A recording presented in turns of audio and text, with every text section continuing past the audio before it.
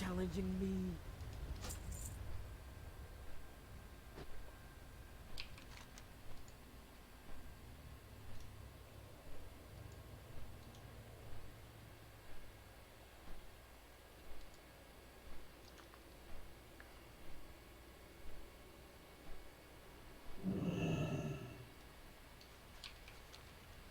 Ready when you are.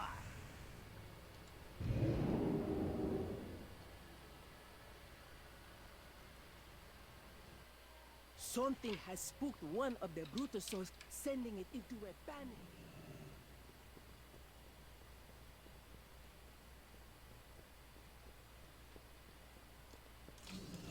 What do you require?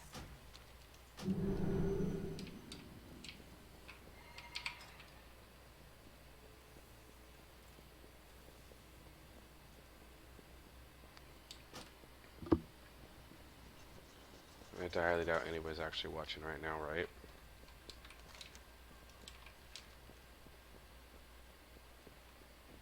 This had better be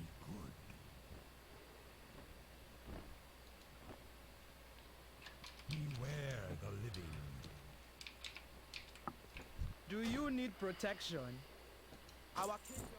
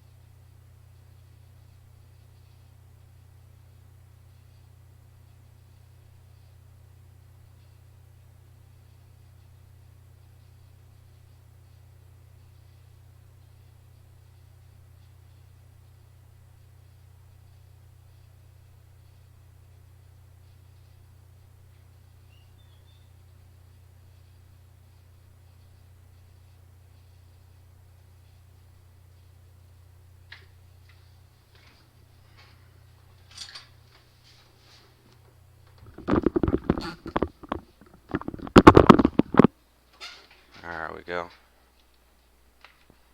Oh, Canada.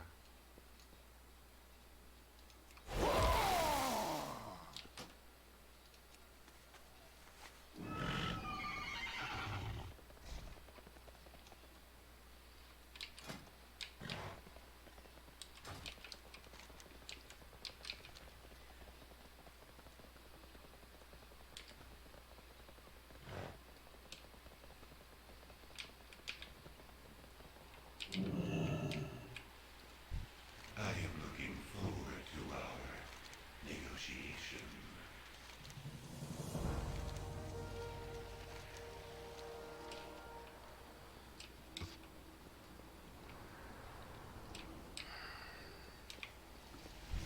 Shall we get down to business?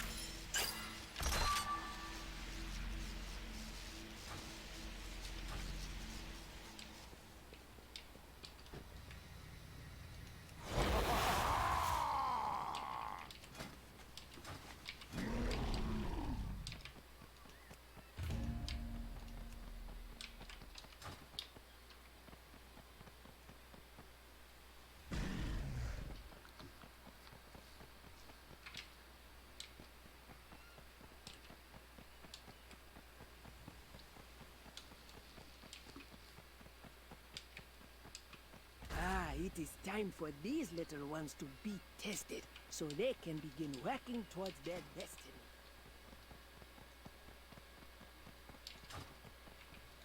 They say you have the heir of the throne? May the Loa bring you fortune. Do you know who I am?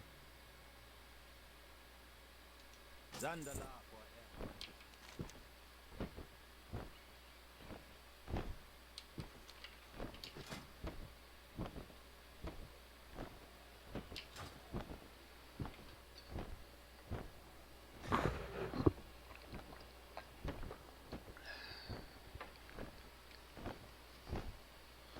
Fuck is Alan when you need him?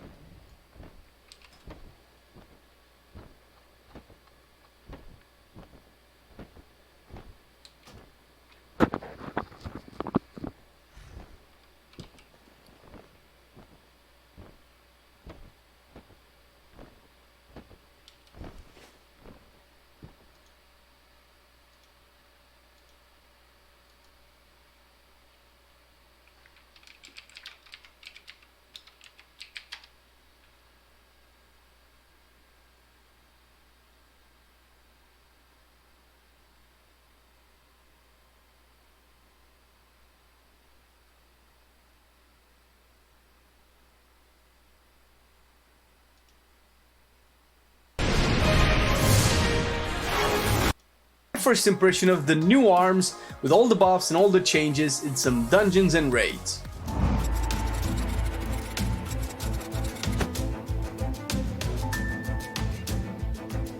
I've played arms on and off again almost every patch in the last 3 expansions, heroic level rating I would say.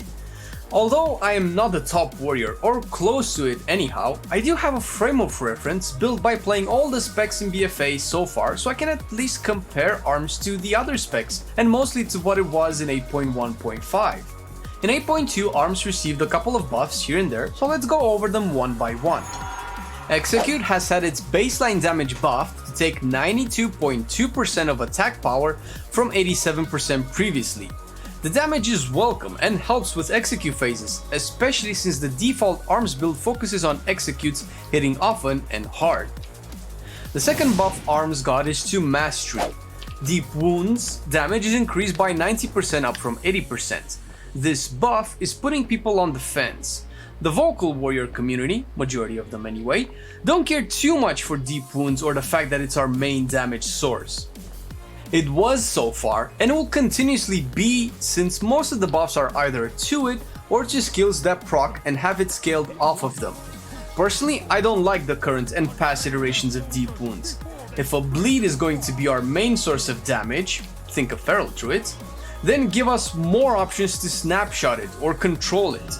Deep Wounds currently is a passive that you cannot manage, happens regardless of your intention, and scores the biggest numbers. Most likely this will not change unless Blizzard decides to rework the spec, or at least the way the mastery works, and my personal opinion, and you can disagree, is that Blizzard is keeping it this way to save them the hassle of actually designing and balancing it. And considering that balancing might be simpler with this type of mechanic, you would think ARMS would be in a better place than it has been so far. Onwards! Mortal Strike has had its scaling buffed to 126% of attack power up from 119%, and Slam as well to 63.6% of attack power up from the previous 60%. Lastly, Rend has had its instant damage buffed as well as its bleed to a point where it can be a competitive talent choice. Focus on the word can.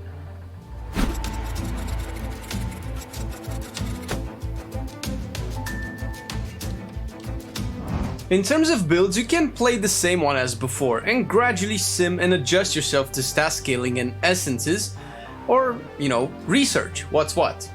The general build has remained the same when it comes to the talents.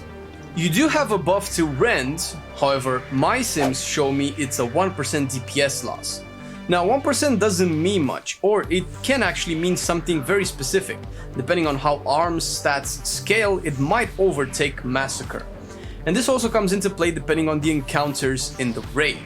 So far, in Battle for the Zaralor, execute phases were more predominant and more abused to properly clear the encounter. Bosses like Rastakhan, Jaina, Blockade, to name a few, are bosses where the last phase close to the execute phase is crucial to be sped up.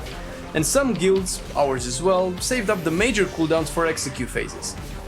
Definitely not Bloodlust for Jaina. Come on.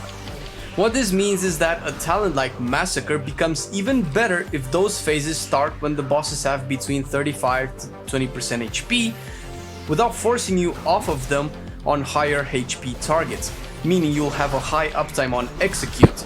If the same can be applied to Rise of Azshara, then it's possible Rend won't see much play unless it scales weirdly good with higher eye level and essences, which we haven't had the chance to properly test yet.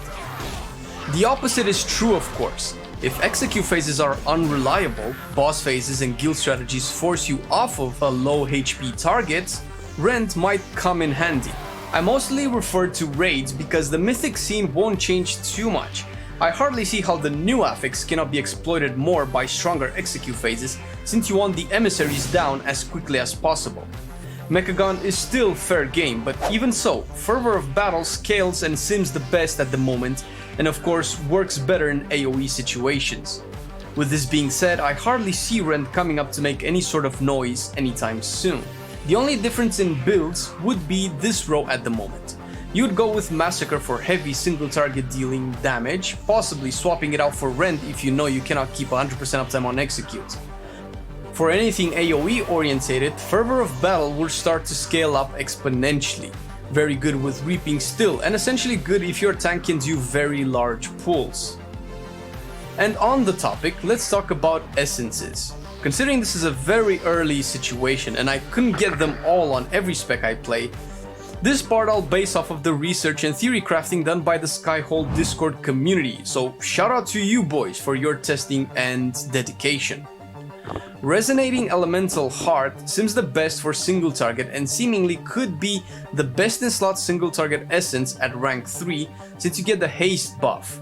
Might not be as good before rank 3, so keep it in mind. Theoretically can work very well with Rend as well, so maybe a reason to pick up the talent. Memory of Lucid Dreams is also a good all-around option, seemingly for most resource-starved specs.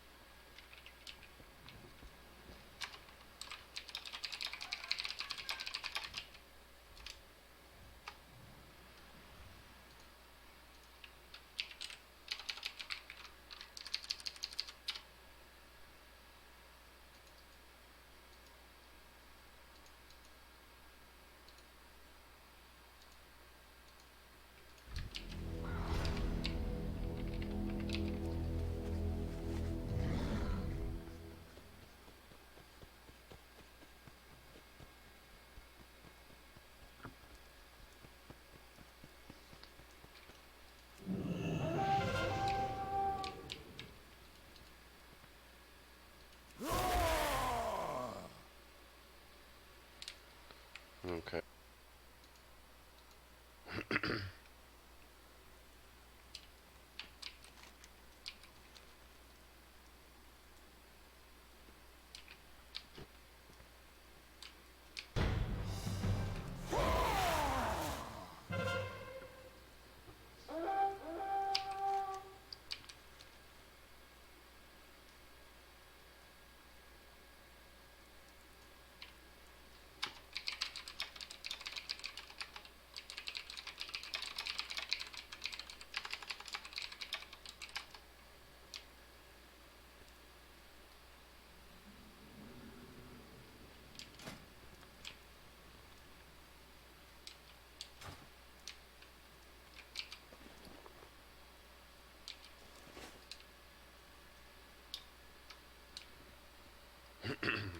We'll see.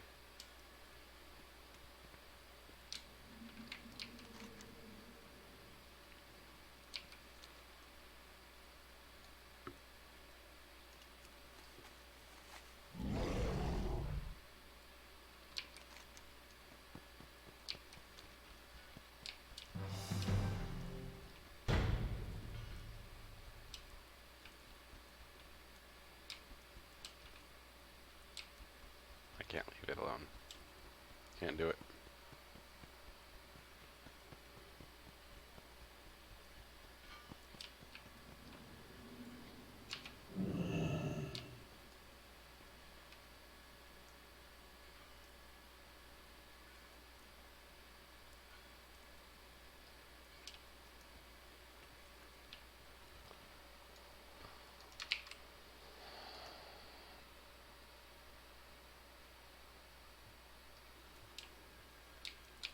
Anybody even watching or paying attention? Where the fuck is Alan when you need him? Thought I had 630 views.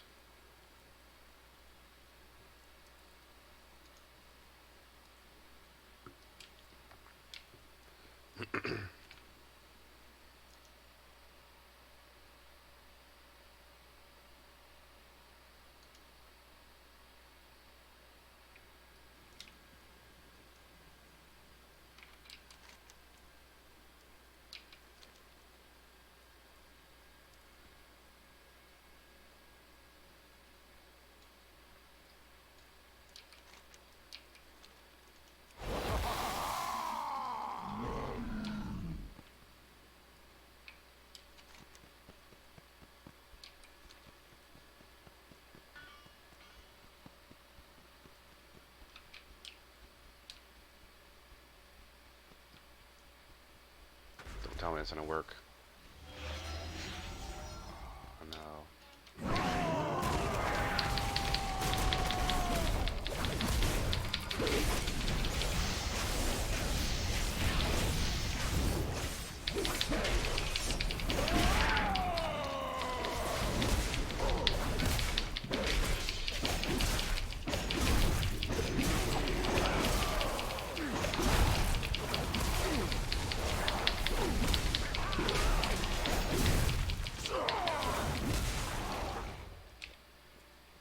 Wrecked.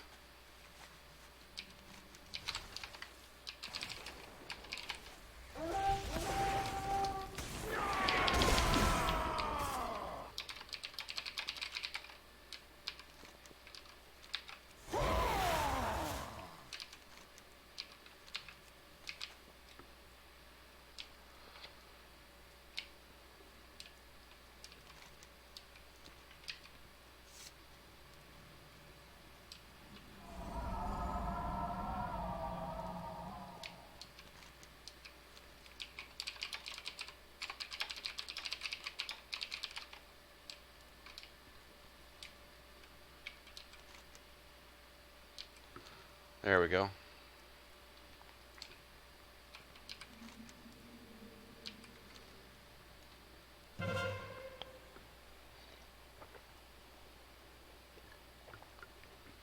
Well, we had a good amount while it lasted.